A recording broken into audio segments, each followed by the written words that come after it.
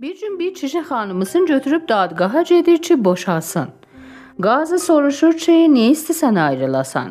Kişinin cavabı əcəb idi. Kişi hisslənib uca səslə deyir: "Da yorulmuşam ay qazı, da çəkənmirəm. Bu arvad zindəcanlıq əhli deyil. Bu arvad məni əsir eləyib, da çəkənmirəm, da təhəmmül eləyəmirəm. Məni bundan qurtar." Möhkəm oturur səndəliyin üstündə.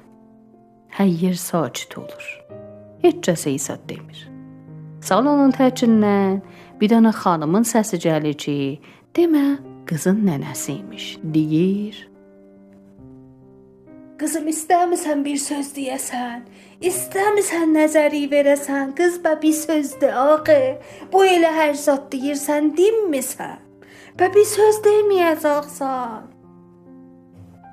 Qız gülümsünür, deyir: "Nə deyim ay ana? Düz deyir da.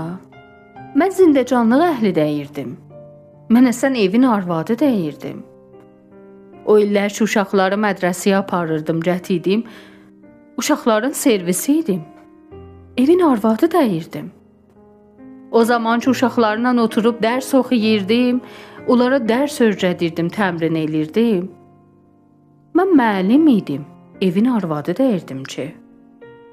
O günlər ki, evi təmizləyib, ona aşpazlıq elirdim, evin kargəri idim. Evin arvadı deyirdim ki.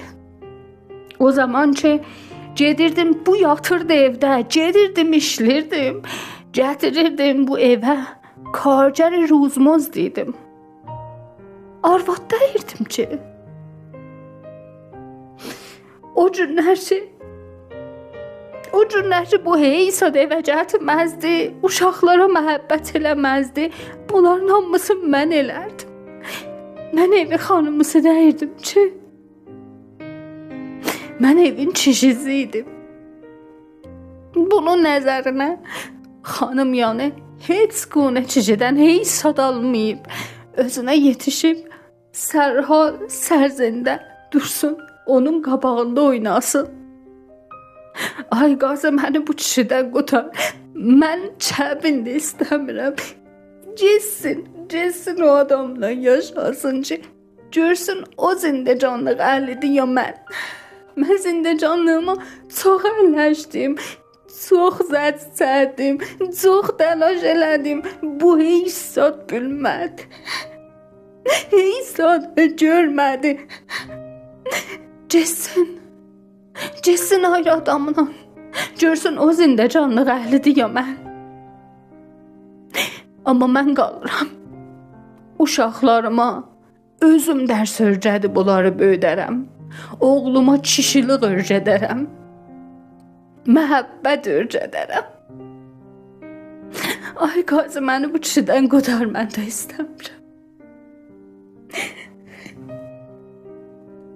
Hər yeri səssiz, sədasız bir fəza tutmuşdu.